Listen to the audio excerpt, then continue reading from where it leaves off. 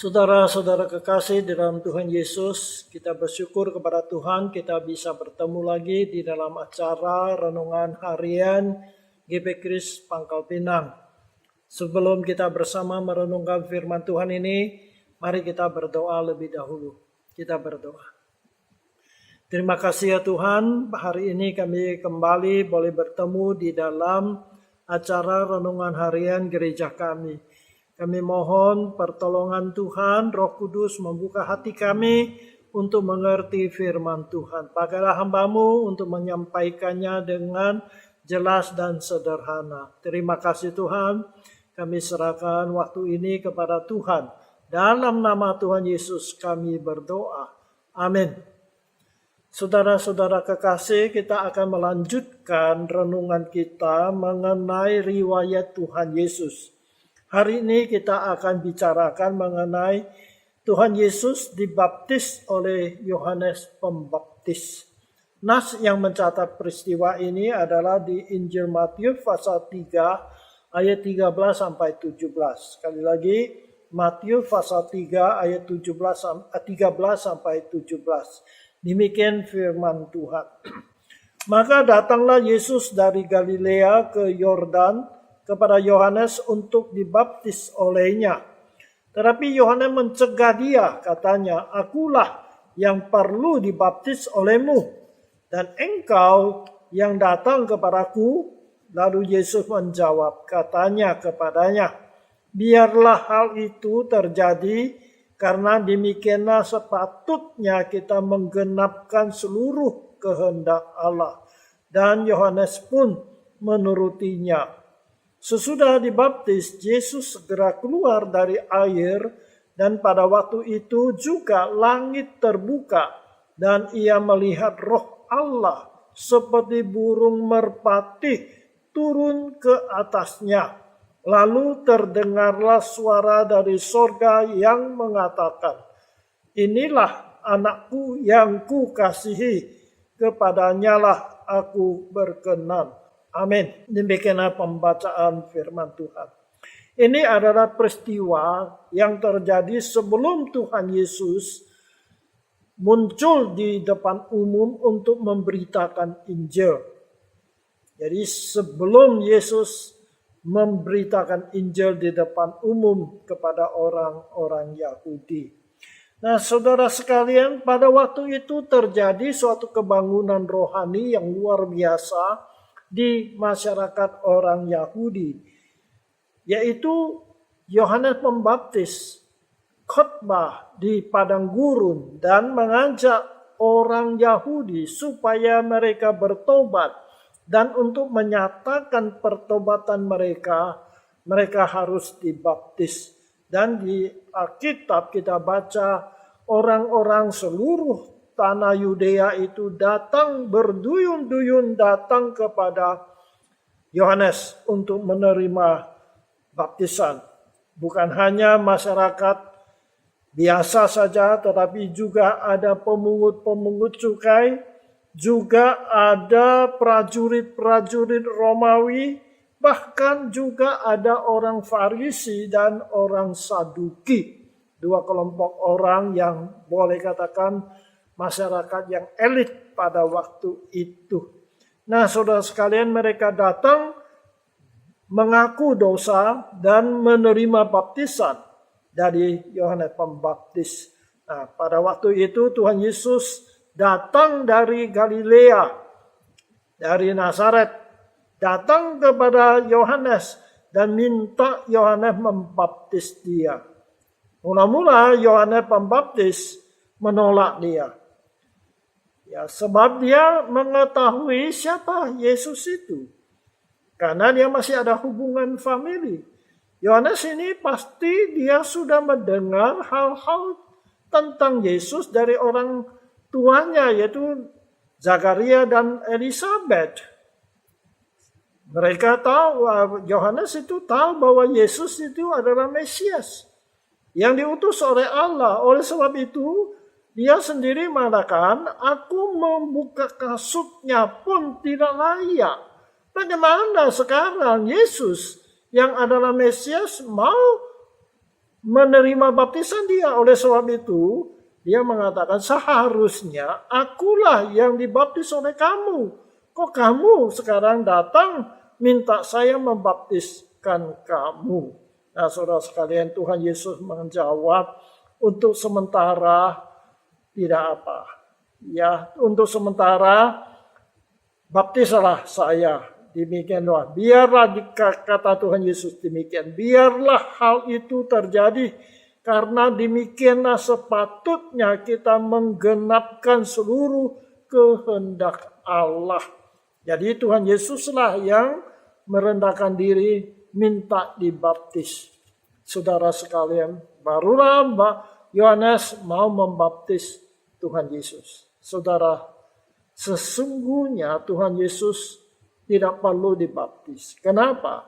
Karena Tuhan Yesus itu tidak ada dosa. Baptisan Yohanes Pembaptis adalah tanda bukti pertobatan.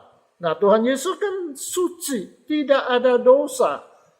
Maka itu di dalam baptisan Tuhan Yesus, Yesus tidak mengaku dosa. Ya.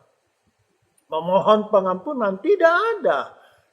Tetapi dia rela mau menerima baptisan. Kenapa dia mau menerima baptisan? Setidak-tidak ada dua alasannya. Yang pertama, yaitu dia mengganti kita menjalankan seluruh ketetapan-ketetapan ajaran daripada hukum Taurat. Oleh sebab itu, dia mengganti kita menjalankan hukum agama, hukum Taurat, hukum yang ditentukan oleh Allah. Karena dia mengganti kita. Saudara sekalian, di dalam Ibrani, ya kitab Ibrani pasal 2 ayat 17 menjelaskan hal demikian. Ya. Ibrani pasal 2 ayat 17 saya bacakan demikian. Itulah sebabnya maka dalam segala hal ia, yaitu Yesus, harus disamakan dengan saudara-saudaranya supaya ia menjadi imam besar yang menaruh belas kasihan dan yang setia kepada Allah untuk mendamaikan dosa seluruh bangsa. Jadi dia harus sama dengan kita, yaitu menerima baptisan yang mengganti kita, mewakili kita menerima baptisan itu. Yang kedua adalah melalui baptisan ini supaya identitas Yesus sebagai Mesias, Anak Allah itu dinyatakan kepada orang-orang Yahudi pada waktu itu. Saudara sekalian, karena setelah Yesus dibaptis, maka terjadi sesuatu hal yang luar biasa yang disaksikan oleh Yohanes dan juga orang-orang Yahudi yang bersama-sama dengan mereka pada waktu itu. Demikianlah yang kita baca atau yang tercatat di dalam Alkitab demikian. Sesudah dibaptis, Yesus segera keluar dari air dan waktu itu juga langit terbuka dan ia melihat Roh Allah seperti burung merpati turun ke atasnya. Lalu terdengarlah suara dari sorga mengatakan, inilah anakku yang kukasihi, kepadanyalah aku berkenan. Demikianlah saudara sekalian, jadi terjadi sesuatu. Apa yang itu? Yaitu langit terbuka. Ini disaksikan oleh semua orang pada waktu itu. Kemudian apa? Roh Kudus atau Roh Allah seperti merpati turun ke atas dirinya Tuhan Yesus. Jadi lambang Roh Kudus itu adalah burung merpati. Turun ke atas dirinya Tuhan Yesus. Dan kemudian ada suara Allah Bapa berkata, inilah anakku yang kukasihi, kepadanyalah aku berkenan. Saudara sekalian, dalam peristiwa ini kita melihat pernyataan daripada Allah yang Tritunggal. Selama ini Orang Yahudi kan percaya Allah itu hanya satu pribadi. Tetapi dari Alkitab kita dapat melihat Allah itu tunggal, satu, tetapi mempunyai 3 pribadi. Nah, dalam peristiwa inilah kita lihat Allah yang Tritunggal itu menyatakan diri di dalam waktu yang sama. Yaitu Yesus sendiri sebagai anak Allah yang dalam wujud manusia. Kemudian Roh Kudus seperti burung merpati menyatakan diri dan turun ke atas dirinya Tuhan Yesus. Lalu ada suara Allah Bapa di sorga yang bersaksi mengatakan, inilah anakku yang kukasihi. Dari peristiwa inilah kita tahu bahwa Allah yang kita percaya adalah Allah yang satu tapi punya 3 pribadi yang biasa kita sebut Allah yang Tritunggal. Nah, saudara sekalian, ada hal yang perlu kita perhatikan. Di sini Yesus itu disebut anak Allah. Allah sendirilah yang menyebut Yesus itu adalah anaknya. Tapi saudara sekalian, istilah anak ini janganlah kita tafsirkan seperti hubungan anak dengan ayah manusiawi. Karena kita kalau seorang anak berarti dia dilahirkan oleh orang tuanya, saudara sekalian. Yesus disebut anak Allah bukan demikian artinya. Tetapi sebaliknya adalah Yesus disebut anak Allah karena Yesus satu pribadi yang sama dengan Allah. Sama mulia, sama kekal selama-lamanya. Jadi sederajat dengan Allah Bapa yang ada di dalam sorga. Nah, saudara sekalian, istilah Yesus disebut anak Allah bukan hanya tercatat yang tadi kita baca pada waktu Yesus dibaptis, Allah dari sorga sendiri mengatakan, inilah anakku yang kukasihi. Tetapi dalam Alkitab ada beberapa tempat juga menyebut Yesus itu adalah anak Allah. Saya coba bacakan ada berapa tempat. Yang kemudian adalah Roh Kudus sendiri menyatakan bahwa Yesus itu adalah anak Allah. Hal ini dapat kita baca di Roma pasal 1 ayat 4. Roma pasal 1 ayat 4. Dan menurut Roh, itu Roh Kudus, kekudusan dinyatakan oleh kebangkitannya dari antara orang mati bahwa ia adalah anak Allah yang berkuasa, Yesus Kristus Tuhan kita. Jadi di sini Roh Kudus, Roh kekudusan, Roh suci menyatakan bahwa Yesus itu adalah anak Allah. Kemudian di dalam Yohanes pasal 1 ayat 49, Yohanes pasal 1 ayat 49, itu salah satu murid Tuhan Yesus yaitu Nathanael juga mengaku Yesus itu adalah anak Allah. Ya, di Yohanes pasal 1 ayat 49 demikian.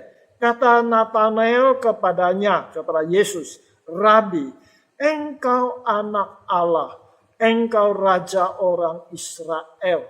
Dia langsung mengaku Yesus anak Allah.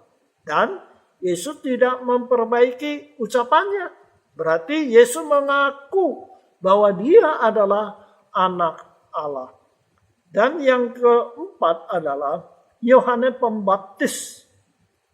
Di dalam Yohanes pasal 1 ayat 33 dan 34. Yohanes Pembaptis bersaksi demikian. Dan aku pun tidak mengenalnya. Tetapi dia yang mengutus aku untuk membaptis dengan air telah berfirman kepadaku, jikalau engkau melihat roh itu turun ke atas seseorang dan tinggal di atasnya, dialah itu yang akan membaptis dengan Roh Kudus Dan aku telah melihatnya dan memberi kesaksian, ia inilah anak Allah.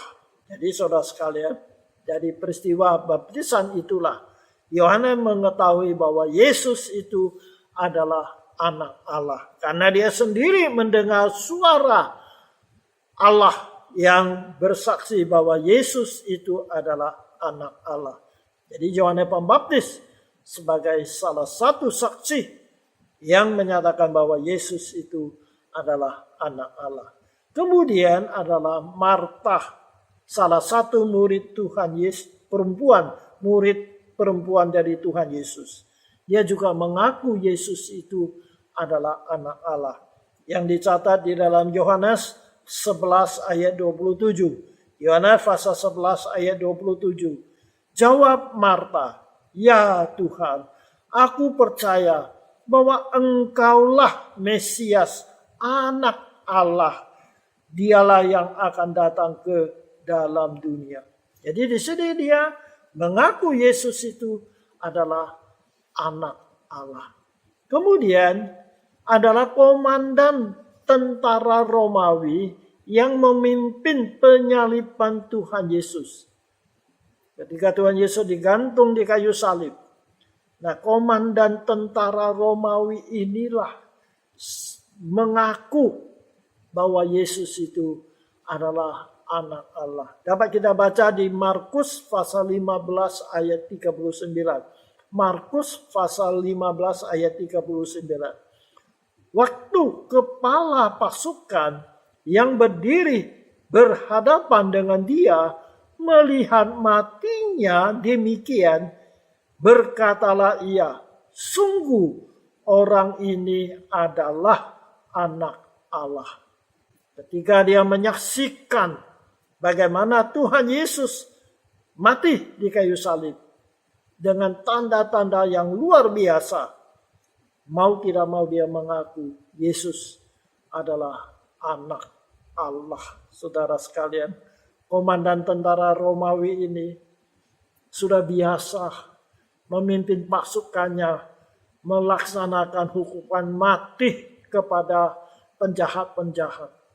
Dia mungkin sudah puluhan kali menyaksikan orang yang mati di kayu salib, tapi tidak pernah melihat kematian Yesus demikian rupa, beda dengan yang lain. Oleh sebab itu tanpa sadar dia mengatakan, "Sungguh orang ini adalah anak Allah." Kemudian yang ketujuh adalah roh-roh jahat atau roh iblis pun mengaku Yesus itu adalah anak Allah. Saudara sekalian, setan-setan pun mengaku bahwa Yesus itu adalah anak Allah. Ada dua tempat, di Markus pasal 3 ayat 11, Markus pasal 3 ayat 11 dan Markus pasal 5 ayat 7. Saya bacakan. Markus pasal 3 ayat 11. Bila mana roh-roh jahat melihat Yesus, mereka jatuh tersungkur di hadapannya dan berteriak, "Engkaulah anak Allah." Jadi setan-setan tersungkur menyembah Yesus dan berkata, "Engkaulah anak Allah." Kemudian di Markus pasal 5 ayat 7. Demikian tercatat. Dan dengan keras ia berteriak, "Apa urusanmu dengan aku, hai Yesus, anak Allah yang maha tinggi? Demi Allah, jangan siksa aku." Nah, saudara sekalian, di sini kita lihat iblis, roh jahat, minta ampun kepada Tuhan Yesus dan mengaku Yesus itu adalah anak Allah.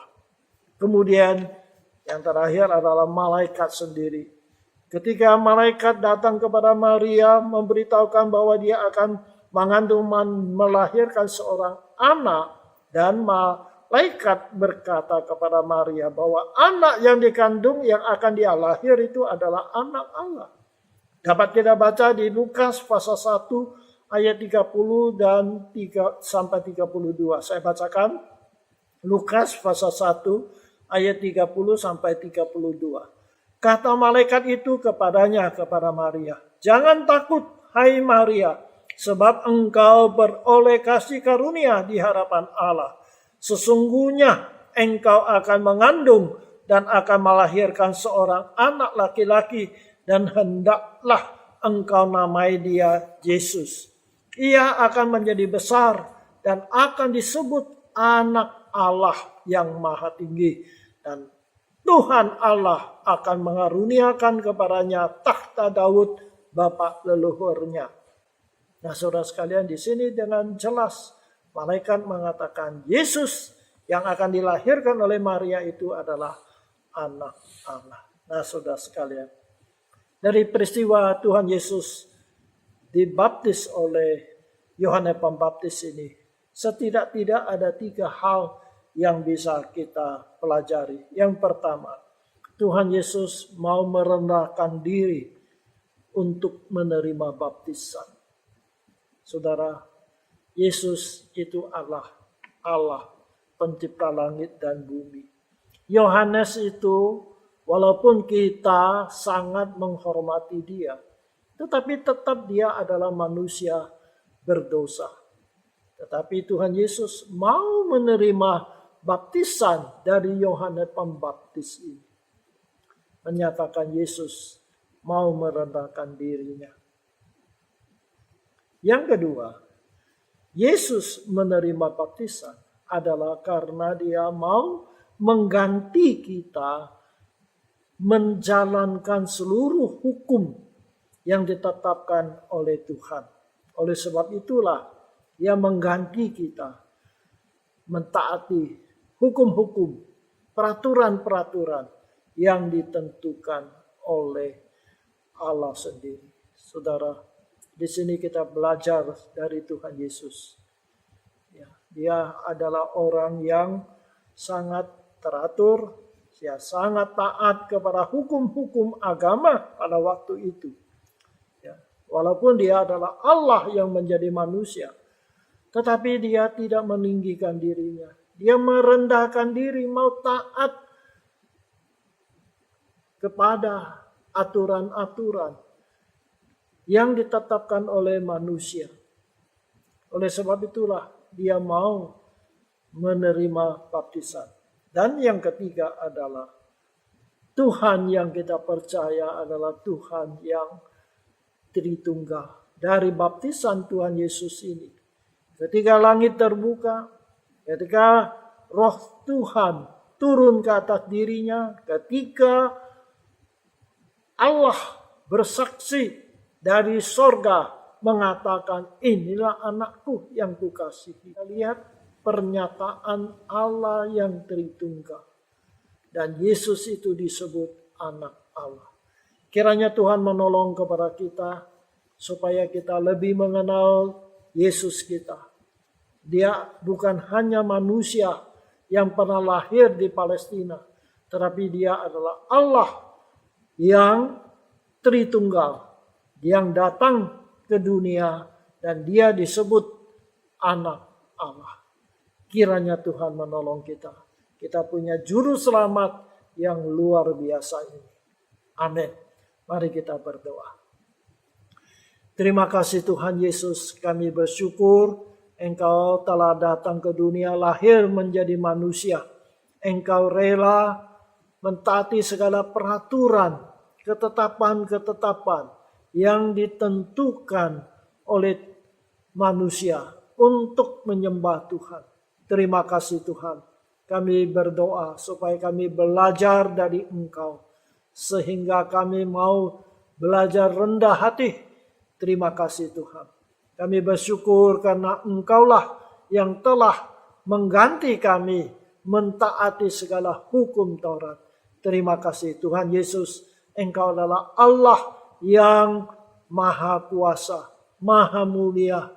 Engkau disebut Anak Allah. Terima kasih Tuhan, Engkau mau datang ke dunia untuk menolong kami, untuk menyelamatkan kami. Terima kasih. Kami berdoa bagi banyak saudara kami yang pada saat ini masih hidup di dalam kesulitan-kesulitan. Engkau tahu bahwa pandemi virus corona ini masih merajalela. Tuhan, banyak saudara kami terpapar oleh penyakit ini atau virus ini. Kami mohon Engkau lindungilah kami. Terima kasih Tuhan. Kami doakan bagi bangsa dan negara kami Indonesia, untuk presiden kami, wakil presiden dengan jajarannya, pembantu-pembantunya, supaya mereka diberi hikmat untuk memimpin bangsa kami. Juga kami doakan untuk saudara kami yang mengalami musibah banjir yang ada di NTT, juga gempa bumi yang ada di Malang. Tuhan, banyak yang menjadi korban. Mereka hidup di dalam kesulitan. Kami doakan supaya Tuhan menilik mereka, beri kekuatan kepada mereka di dalam penderitaan. Mereka tidak putus asa. Berilah hikmat, kemampuan kepada pemerintah kami untuk membantu mereka, menolong mereka, supaya mereka boleh supaya mereka boleh keluar dari kesulitan ini. Terima kasih Tuhan, inilah permohonan kami. Terpujilah nama Tuhan. Dalam nama Tuhan Yesus kami berdoa. Amin. Tuhan berkati kita, saudara sekalian, sampai bertemu lagi pada kesempatan yang lain. Amin.